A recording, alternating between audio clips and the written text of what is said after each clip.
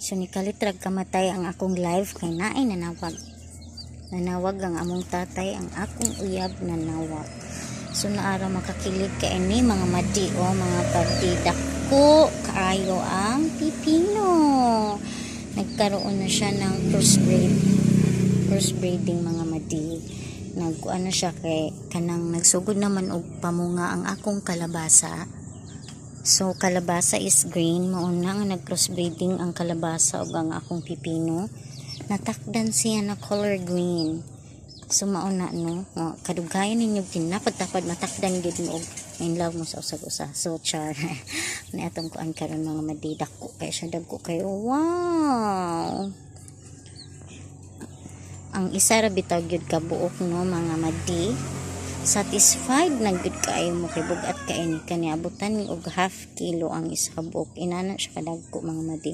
So thank you Lord kay nag-back to normal na ang akong pipino, pero nag-back to normal na ang ihang pagdako, pero nagkaroon siya ng crossbreeding. Ang white pipino ko ay nagkaroon na ng mga batik-batik na green.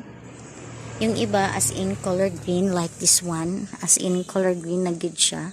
Ang uban nagkaroon ng batik-batik ganyan, kanigyud kay color green jud kay siya, nag crossbreeding na siya sa kalabasa. Pero makawaw gid kay mga madi, super duper oh.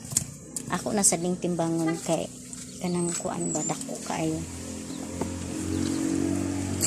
pero wala man koy timbangan hagbong, wala koy timbangan mga madi ambot kung kuan basta I know nga kani grabe kadagko, abot ni og isa kani half kilo gid ni, abutan og half kilo.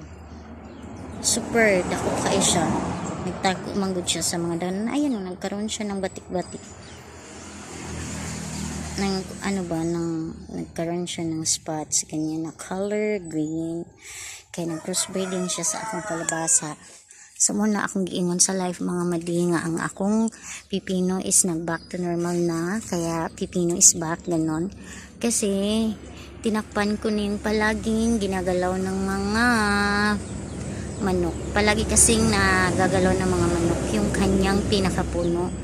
Kaya ang nangyari is yung naging ang resulta is naging mabagal yung kanyang paglaki kasi lagi nagagalaw yung puno niya at yung kanyang mga ugat.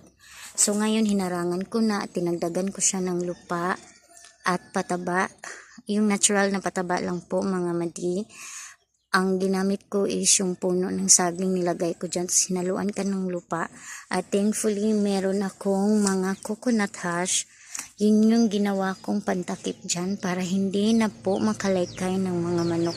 Kaya ayan, thank you Lord, nag-result na po ang aking ginawang another experiment. Ganun lang pala pag nagkaroon siya ng soil erosion, ang gawin lang natin is atin siyang yung parang aayusin, gagawa natin ng paraan para mag back to life na ulit siya, ganun. So may nakikita na ulit akong ang dami niya ulit bunga mga madi.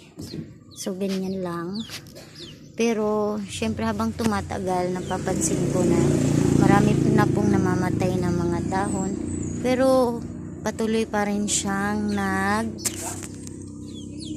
nagsasanga, patuloy pa rin siya dito. Ang daming mga bagong sanga ulit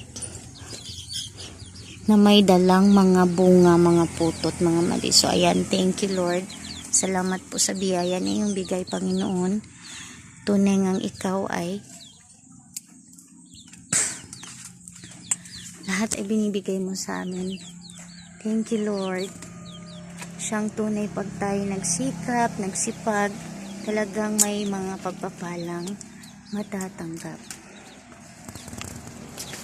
Thank you Lord sa blessing. Ito na, sobrang big niya. Promise, yung isang piraso talagang magsasawa ka na.